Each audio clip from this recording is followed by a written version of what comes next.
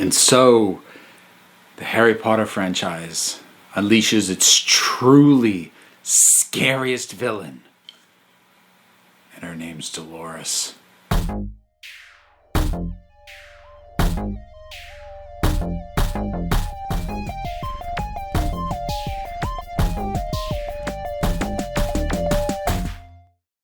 Harry Potter and the Order of the Phoenix. Yes, we continue working our way through my revisit of the Harry Potter film franchise. And this one is interesting to me for a number of reasons. The first is, it's the only film in the entire franchise where the screenplay was not written by Steve Kloves. He apparently needed a break after doing Goblet of Fire, but he came right back after this one. This is the introduction of David Yates beginning to direct, and he will take over the franchise from here, directing the last four in the main franchise, and also directing Fantastic Beasts when we get there. And this is also easily the book in the series that I like the least. I really did not enjoy reading Order of the Phoenix at all. Like, I'm not going to say there was nothing I liked about it, but I had a hard time working through this book. If I were to sum it up in one word, it would be Harry. Harry drove me crazy in the fifth book. So, like, I get that as part of his overall journey as a character, and also just part of being a teenager, having a phase where he's basically just kind of a emotional time bomb and a bit of a dick makes sense. That's something a lot of young people go through. It makes sense. Plus, he's got a certain amount of influence on him from dark forces. Yeah, no, I get it. It's not that him acting the way he does in the fifth book isn't justified, but as I continually beat on this drum until people get it, narratively justifying something doesn't mean that I have to like it. And I hate it. But I don't hate it in the movie all that much. There's one big key difference, and this is, again, gives me a nice way to highlight the ways in which the medium alters the story by the very nature of how the medium works, which is that a big part of what was so infuriating to me about this book, reading it, was that, as I've noted before, Harry's is the only thought process we get eyes on.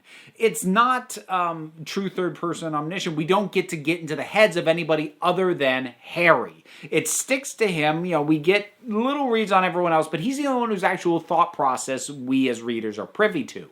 What that meant in Order of the Phoenix was I had to read his incredibly faulty, stupid thought processes that he would go through that would end up in him being really mad and yelling at his friends.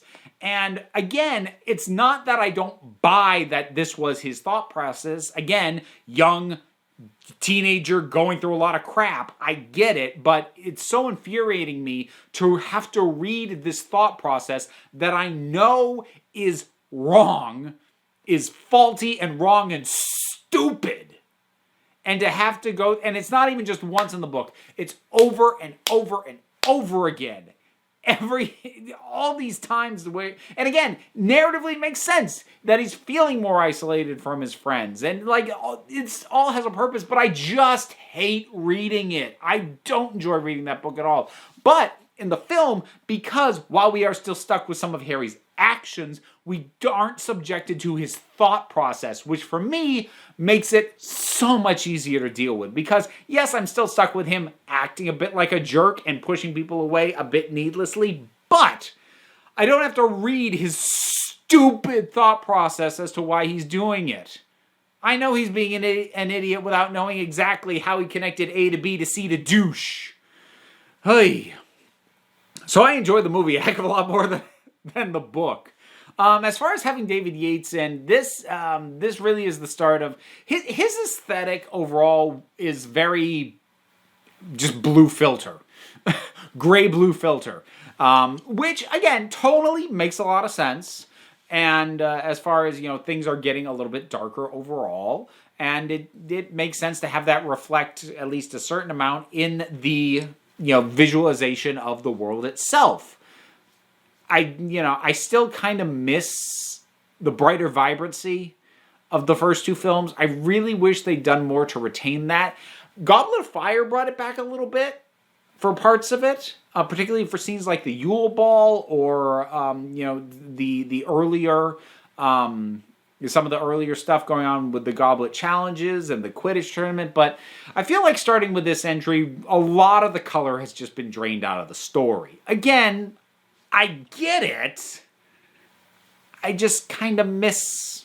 I would like the reminders of why we fell in love with this world in the first place. Again, though, it powers through because at this point I'm invested in these characters in this story. So it doesn't lose me because it goes visually darker. I'm just saying, it didn't have to do it as much as it does. As far as actual plot on this one goes, now that Harry is more palpable to me, and also take this with a grain of salt because it's been a while since I've reread this book.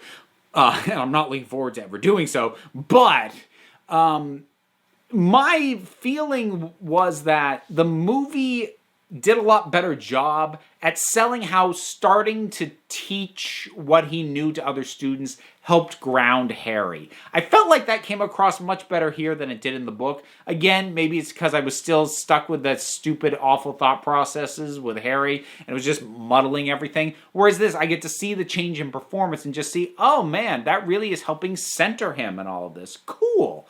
And that helps me get through the whole thing as well. We've got a handful of new characters. We have the wonderful Luna Lovegood. Oh god, that was such good casting. Like she's just perfect for this part. And the kids who have been around the whole time, they know these characters very well as they are choosing to play them. And they have a great rapport with each other, and that continues to be the case. As far as the grown-ups, we have a couple who get highlighted. We get a little bit of stuff with Dumbledore, but he's kind of backgrounded a little bit, kind of by necessity, because Dumbledore is avoiding Harry for a lot of this. Although I do like the way that they handled the blow-up of Harry when Harry yells at him, "Look at me!" And just sort of showing how exasperated Harry was. That was good stuff.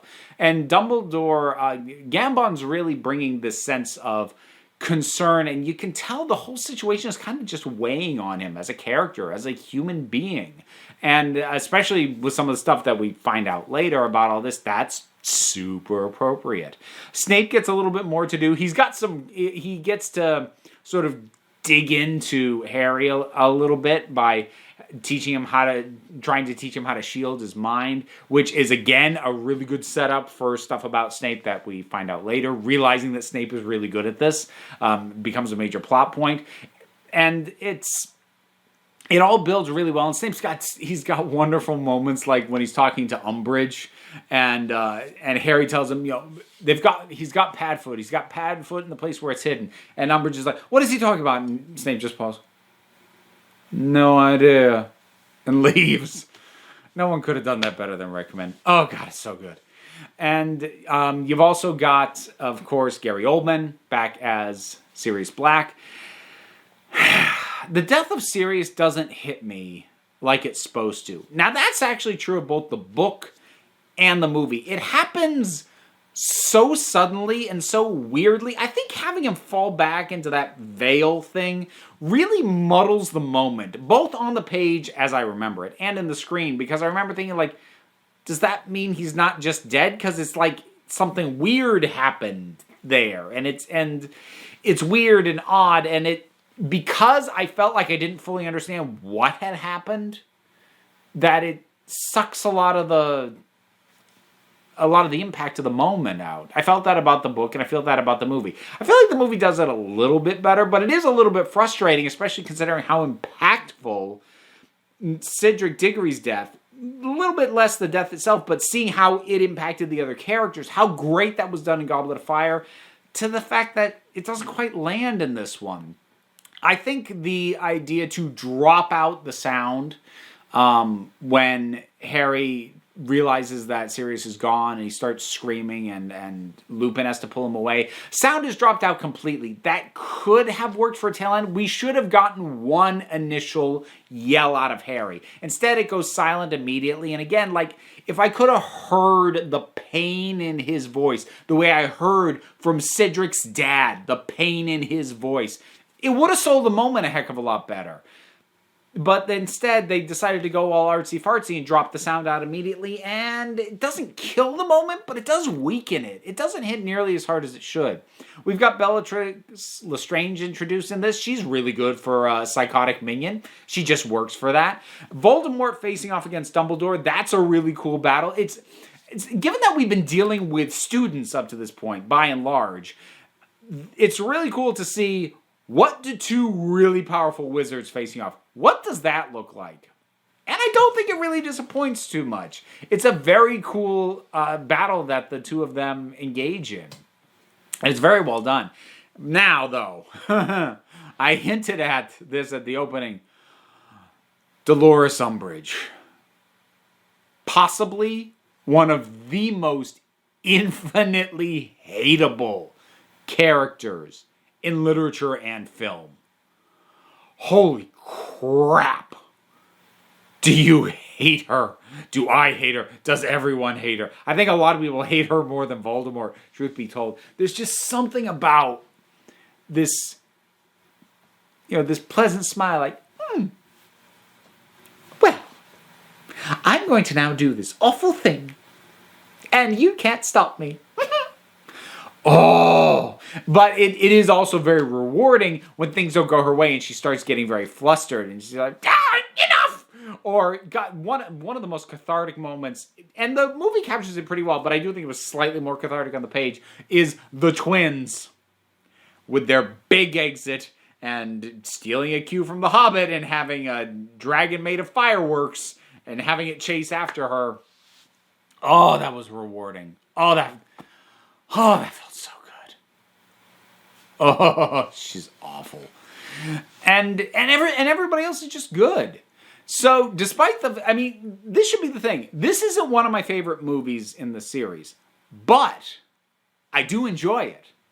Which, given that I really didn't enjoy reading the book, and again, not to say that it is a bad book, but to say that what it's doing I did not take pleasure in reading, for the movie to just be as pleasant and as enjoyable and as much fun and as something that I'm so willing to revisit, whereas the book very much isn't, that should say a lot, regardless of where this ends up ultimately landing when I rank these things at the end of this whole revisit. Honestly, for my taste, for what I found infuriating about the book, this is the one entry in the Harry Potter franchise where I say, I like the movie better than the book. I'm not going to make a bold statement where like, it is definitively better. Like, no, me, personally, I like this better than the book. How many people are going to lash me over for those comments?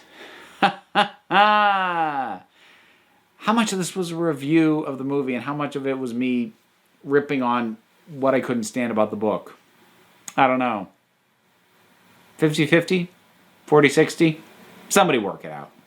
In any case, Harry Potter and the Order of the Phoenix. Have you rewatched it lately? What are your thoughts on it? Whatever they are, drop something down in the comments. Let's talk about it. Bunch of stuff to do as well. Hit the like, hit the subscribe, hit the bell, hit the link for my Patreon. Help me out. I greatly appreciate it. Or, you also don't have to. Because at the end of the day, you're the council. I'm just running the meetings. And until next time, this council is adjourned.